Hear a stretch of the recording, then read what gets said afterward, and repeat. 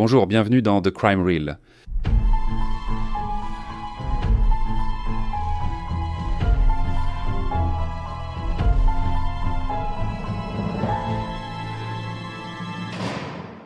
Aujourd'hui, nous allons examiner un crime choquant qui a eu lieu en Irlande du Nord en mai 2000. Lisburn est une ville située à environ 13 km au sud-ouest de Belfast. En 2002 ans, avant que la région n'obtienne le statut de ville, elle a été considérée comme une bonne ville où vivre, les taux de criminalité étant de bas. Beaucoup des habitants faisaient la navette vers la ville voisine de Belfast et la zone où le crime d'aujourd'hui a eu lieu. L'avenue Aldley était un quartier typique de la ville, rempli de maisons jumelées dont beaucoup abritèrent de jeunes familles. C'est ici que Paul Galt et son amour d'enfance, Leslie Ann, ont décidé d'élever leur famille. Leslie avait donné naissance à des triplés, Catherine, Claire et Jonathan en 1995, et un court article était paru dans la presse locale pour célébrer leur naissance. Paul était vraiment un homme de famille qui passait autant de temps que possible avec ses jeunes enfants. Il travaillait comme responsable dans une entreprise de transport local, tandis que Leslie était employée civile à la caserne de pompiers de la rue Seymour. Ils étaient des gens sympathiques, s'entendant bien avec leurs voisins et formaient simplement un jeune couple typique élevant une famille d'ensemble. C'est le vendredi 19 mai 2000 que ce mode de vie apparemment idyllique s'est désintégré. Paul et Leslie devaient en passer un week-end à l'hôtel Killy Evelyn à Enniskillen. Les parents de Paul allèrent s'occuper des triplés pour que le couple puisse profiter d'une pause ensemble. Le matin du 19, Paul a accompagné Leslie pour déposer les enfants à l'école, ce qu'il faisait rarement car il était habituellement au travail. Le couple a déposé ses enfants à l'école et est rentré à la maison juste avant 9h. Paul est entré dans la maison pour préparer leurs affaires pour le voyage, tandis que Leslie a fait quelques courses à la boulangerie et à la pharmacie, a fait le plein d'essence et est ensuite allée rendre visite à ses parents. Elle est rentrée chez elle vers 11h, puis est allée entrer dans la maison par la porte de derrière, comme elle le faisait habituellement. Cependant, lorsqu'elle est arrivée, elle a vu que la fenêtre avait été brisée et que la porte avait été forcée. La cuisine avait été saccagée. Terrifiée, Leslie est allée chercher son voisin qui a appelé la police pour les informer qu'il y avait eu une effraction chez Leslie et Paul. Ils sont tous les deux retournés chez Leslie où le voisin a commencé à chercher Paul. Lorsqu'il était monté à l'étage, il est tombé sur une scène horrible. Dans la chambre principale, la pièce était couverte d'éclaboussures de sang du sol au plafond. Paul, âgé de 34 ans, était clairement mort. Il était dans un coin de la pièce, assis, affaissé vers l'avant, dans une grande mare de sang. Le voisin sont redescendus où Leslie attendait et a appelé la police une seconde fois, cette fois pour dire qu'il y avait eu un meurtre. La police arriva en quelques minutes. Un premier examen de la scène laisse penser que Paul a interrompu un cambriolage et a été tué lors d'une attaque aléatoire. Il est vite apparu aux officiers expérimentés que ce n'était pas le cas. Une enquête complexe a suivi, qui a accordé une attention particulière aux nouvelles méthodes médico-légales et qui allait révéler une piste de tromperie. Ce qui a prouvé qu'il s'agissait d'une attaque préméditée par quelqu'un qui attendait dans la chambre de la maison de Paul et Leslie. Les enquêteurs ont immédiatement commencé à s'intéresser à la vie de Paul, en commençant par interroger ceux qui le connaissaient. Après avoir parlé à ses voisins, un thème commun est apparu. Nombreux sont ceux qui ont évoqué le pompier, qui visitait souvent la maison de Paul et Leslie. Un voisin a donné à la police le numéro d'immatriculation de la Vauxhall Cavalière blanche du pompier. Elle a été retrouvée et appartenait au service d'incendie et de secours d'Irlande du Nord. Il n'a pas fallu longtemps pour établir que ce véhicule avait été attribué à l'adjoint au chef de division des pompiers, Gordon Graham, qui était basé à la caserne de pompiers de Seymour Street, le même endroit où travaillait Leslie. Quelques heures après le meurtre, la police savait que Leslie et Gordon avaient une liaison. Ils s'étaient rencontrés en décembre 1997, avaient noué une amitié qui s'est rapidement transformée en une liaison intense. Il était bien connu à la caserne de pompiers que les deux avaient entamé une relation. On disait qu'ils étaient tellement absorbés l'un par l'autre qu'ils en étaient aveuglés à la réalité de la vie et aux sentiments des autres personnes impliquées. Gordon était également marié et père de 3 enfants. Gordon et Leslie avaient été réprimandés au travail après avoir été surpris en état de déshabillage lors d'une réception des pompiers. Mais la majorité de leurs rencontres avaient eu lieu chez Leslie et Paul, Gordon arrivant souvent quelques minutes seulement après que Paul soit parti travailler. Ce jour-là, la police est allée voir Gordon et lui a dit qu'elle enquêtait sur le meurtre du mari de Leslie. Il ne semblait pas choqué et restait très calme lorsqu'on lui a parlé. Il a parlé ouvertement de sa liaison avec Leslie. En fouillant son casier à la caserne, la police a découvert 11 lettres d'amour échangées où ils évoquaient leur amour éternel. La police a demandé où était Gordon ce matin-là, et il a pu expliquer clairement ses déplacements. Après être arrivé au travail et avoir allumé son ordinateur, il a commencé à préparer des questions pour un quiz. Il s'est ensuite rendu dans la principale zone commerçante de la ville, Bow Street, où il a arpenté la rue à la recherche d'un cadeau pour sa femme avant d'aller payer une facture. Gordon était heureux de remettre les vêtements qu'il portait à la police pour une enquête plus approfondie.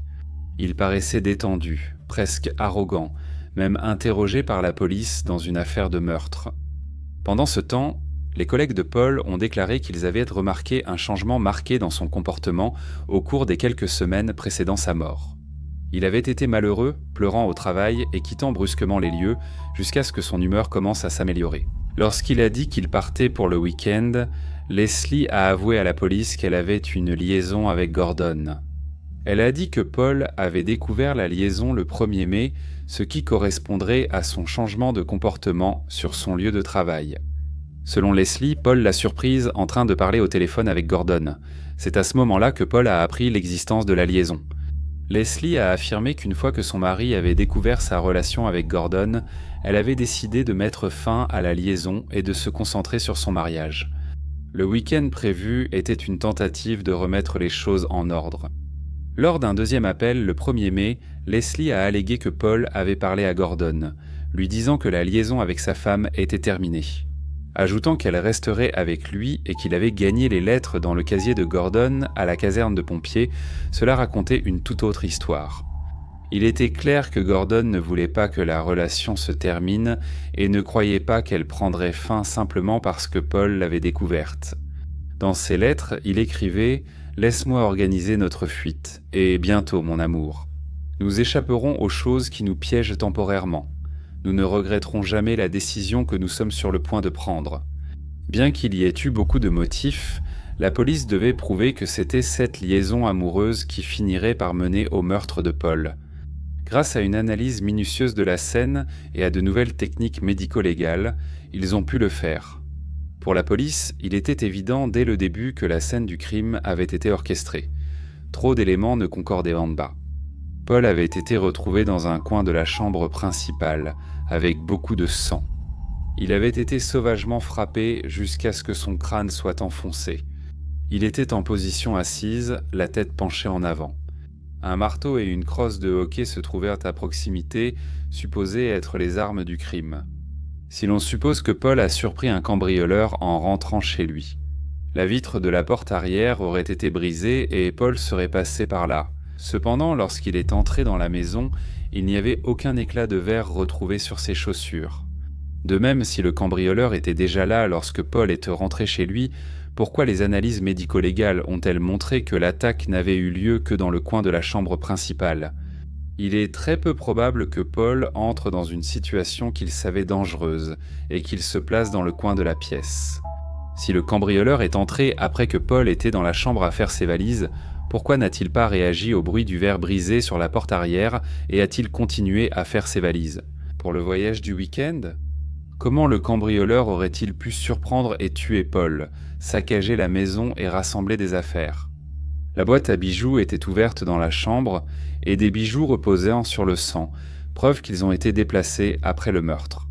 Cela indiquait une mise en scène du crime, plutôt qu'un cambrioleur qui n'avait jamais eu l'intention de tuer et voulait s'enfuir rapidement. De plus, un sac de sport a été retrouvé, rempli d'objets qui étaient invraisemblablement sur le point d'être volés. Mais ils étaient tous assez bon marché et choisis au hasard, comme des verres en cristal ordinaire et une PlayStation. Il n'y avait certainement rien dans le sac qui vaille la peine de tuer pour ça. La scène de crime ne correspondait pas à celle d'un cambriolage qui aurait mal tourné, et Gordon est devenu le principal suspect. Cependant, le fait que Gordon et Leslie aient admis sans hésiter avoir eu une liaison qui a eu lieu dans la pièce où le meurtre s'est produit, signifiait que la présence de l'acide désoxyribonucléique de Gordon était attendue. Par une étrange coïncidence, la police a pu réduire l'heure du décès à une fenêtre de 10 minutes. Le voisin mitoyen de Paul, dont la chambre partageait un mur avec celle de Paul, accrochait un tableau exactement au moment du meurtre. Le voisin était à quelques centimètres lors du meurtre et se rappelle avoir entendu un bruit avant de regarder l'horloge numérique de sa chambre. Elle indiquait 9h et quelques minutes, ce qui a permis à la police de savoir que le meurtre avait eu lieu après 9h du matin, mais avant 9h10 ce matin-là. Ils ont utilisé ces informations pour vérifier l'alibi de Gordon de plus près. Ils connaissaient l'heure à laquelle Gordon avait allumé son ordinateur au travail et celle à laquelle il avait effectué la transaction par carte de crédit pour payer une facture. Entre-temps, il a déclaré qu'il était allé faire des achats dans Bow Street pour acheter un cadeau à sa femme. La police a examiné les images de vidéosurveillance de tous les magasins de Bow Street et Gordon n'apparaissait sur aucune des vidéos. Il avait été piégé par son propre alibi. L'examen médico-légal a ensuite trouvé des fragments microscopiques de verre invisibles à l'œil nu dans la poche de chemise de Gordon. De plus, il y avait un morceau de verre incrusté dans la semelle de sa chaussure. Ces éléments analysés correspondaient au verre de la porte arrière brisée. Le sac de sport retrouvé rempli d'objets sur les lieux a également été analysé. Les traces de sang sur le sac montrent qu'il était déjà aplati quand le sang s'y est retrouvé, donc les objets volés ont été ajoutés après. Après le meurtre, Gordon a affirmé lors de l'interrogatoire ne jamais avoir vu le sac. Cependant, la police scientifique a pu le relier au sac grâce à l'analyse des particules de sueur en utilisant ce qu'on appelle l'acide désoxyribonucléique à faible quantité. Cela a établi que Gordon avait tenu le sac et qu'il y avait une chance sur 1 milliard que l'acide désoxyribonucléique ne lui appartienne pas. Pour que Gordon puisse réussir à se cacher et attendre Paul. Il aurait dû savoir que Paul ferait la tournée scolaire ce jour-là, au lieu d'être au travail comme d'habitude. Cela donnerait à Gordon une fenêtre de temps pour se mettre en position avant d'attaquer Paul. Il aurait également dû savoir quand Paul serait seul dans la maison afin de pouvoir planifier le moment de frapper. Avec tout cela en tête, Gordon et Leslie ont tous deux été arrêtés le 20 juin 2000 et inculpés du meurtre de Paul. Leslie a été libérée sous caution, tandis que Gordon a été maintenu en détention provisoire en attendant son procès. Son téléphone fixe était sur écoute. Lors d'une conversation avec sa femme, elle a dit « Comment as-tu pu être aussi stupide d'utiliser ton propre sac ?» Gordon et Leslie ont eu un procès commun à la couronne de Belfast. Ils ont tous les deux plaidé non coupables de meurtre. Malgré leur soi-disant amour éternel, ils ne se sont pas adressé la parole pendant toute la durée du procès. Gordon paraissait arrogant et ne montrait aucune émotion, tandis que Leslie restait assise, la tête baissée, l'air honteuse et particulièrement embarrassée lorsque leur lettre d'amour était lue à haute voix devant le tribunal. L'accusation disposait d'une montagne de preuves contre Gordon et a soutenu que Leslie avait conspiré avec lui pour tuer Paul et qu'elle avait été celle qui avait organisé la logistique de l'attaque.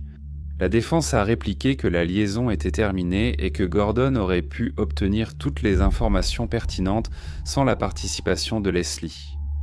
À la fin du procès, Gordon a été reconnu coupable à l'unanimité et condamné à la réclusion à perpétuité avec une peine minimale de 20 ans qui a ensuite été réduite à 18 ans. Il a été qualifié de tueur brutal et sans pitié par le juge du procès. Cependant, le jury n'a pas pu s'accorder sur la culpabilité de Leslie. Et, en tant que telle, elle devrait faire face à un second procès lors de ce second procès, basé sur les mêmes preuves que le premier. Leslie a dit qu'elle détestait Gordon et que c'était lui qui l'avait toujours poursuivi. Au tribunal, il a été noté que malgré l'affirmation de la fin de la liaison, Leslie contactait toujours Gordon par téléphone, le même jour où elle a enterré son mari. Leslie a ensuite déclaré que, bien qu'elle n'ait joué aucun rôle dans le meurtre, elle se sentait moralement responsable, car c'est sa liaison avec Gordon qui avait été le catalyseur du crime. Après la décision du jury, Leslie a été reconnue coupable de meurtre et s'est effondrée au tribunal lors de sa condamnation à perpétuité. Les parents de Paul, Paddy et Carol Galt ont déclaré qu'ils avaient ensemble toujours cru que Leslie était coupable d'être fortement impliquée dans la mort de leur fils. Ils prévoyaient d'obtenir la garde permanente des triplés. Leslie a fait appel de sa condamnation sur plusieurs points, mais un seul a été accepté.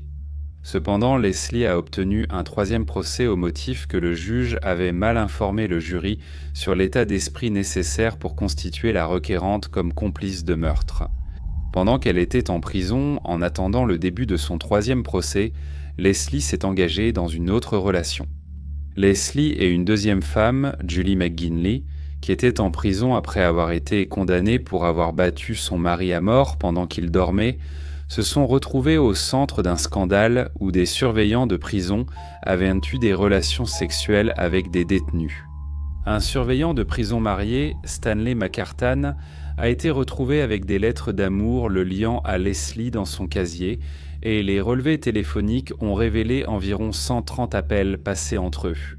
Stanley a perdu son emploi à la suite de cette liaison, après quoi il a emménagé chez Leslie. La relation s'est effondrée peu de temps après. Le troisième procès de Leslie a eu lieu sur la base des mêmes preuves que les deux premiers procès. Après la délibération du jury, Leslie a été déclarée non coupable du meurtre de Paul. Le verdict a stupéfié et Leslie a consulté son avocat pour le clarifier. Le père et le frère de Paul ont quitté le tribunal sans commentaire. Sachant que ce verdict signifiait que la femme qu'ils croyaient responsable de la mort de leurs proches serait désormais celle qui élèverait ses enfants. Leslie n'a pas parlé en quittant le tribunal, femme libre. Mais plus tard, elle a publié une déclaration par l'intermédiaire de son avocat, affirmant qu'elle avait vécu un cauchemar presque inimaginable, qu'elle avait été endeuillée, emprisonnée, vilipendée et séparée de ses enfants. Le détective qui a dirigé l'enquête, le surintendant Roy McComb, a déclaré qu'il acceptait que la procédure judiciaire ait suivi son cours et que l'acquittement mettait fin à l'enquête. Leslie est devenue chrétienne née de nouveau et a épousé Jeremy Burke en 2008 après l'avoir rencontré dans une église locale. En 2017, ils ont quitté l'Irlande du Nord pour prendre la tête de la nouvelle église Elim de Lakeland dans le comté de Leitrim. Gordon a été libéré de prison en 2021 après avoir purgé sa peine. Cela conclut l'histoire d'aujourd'hui. Abonnez-vous et laissez vos commentaires ci-dessous. C'est l'heure des petits délits, maintenant. Karen du Texas a envoyé son lapin Benny Bun Bun, un lapin d'intérieur en liberté qui joue même dans des tunnels pour chats. Il surveille Karen lorsqu'elle travaille à la maison. Benny, 3 ans et demi, aime les ouvriers du bâtiment mais déteste les vendeurs. Je suppose que ça a quelque chose à voir avec l'après-rasage des vendeurs. Et puis nous avons la Dr Cheryl, pour ceux d'entre vous, petits délinquants, qui peuvent s'en souvenir. 2 chats d'Halloween, Sam et Mary, ont malheureusement traversé le pont de l'Arc-en-Ciel. La Dr Cheryl a adopté de nouveaux chats. Maintenant, cependant, nous avons Ozymandias, qu'on appelle surtout Ozzy, et Castoria. Donc Ozzy est la boule de poils noire, et Castoria est la tortille diluée. Ozzy est un aventurier et Castoria est un peu timide. Mais ils ont tous les deux apporté beaucoup de bonheur chez le Dr Cheryl. Si vous souhaitez que votre animal soit présenté dans Petty Crime, veuillez m'envoyer un email à techcrimerie@gmail.com avec quelques détails ainsi que des photos ou des vidéos. Merci beaucoup d'avoir écouté The Crime Reel. Prenez soin de vous, au revoir. Si vous êtes ici en train de m'écouter, dans les premières heures du lancement, je serai probablement dans les airs, en train de voler vers Grande Canaria, donc je pars juste quelques jours. Donc ma question aujourd'hui est, où partez-vous en vacances cette année ou où êtes-vous déjà allé ?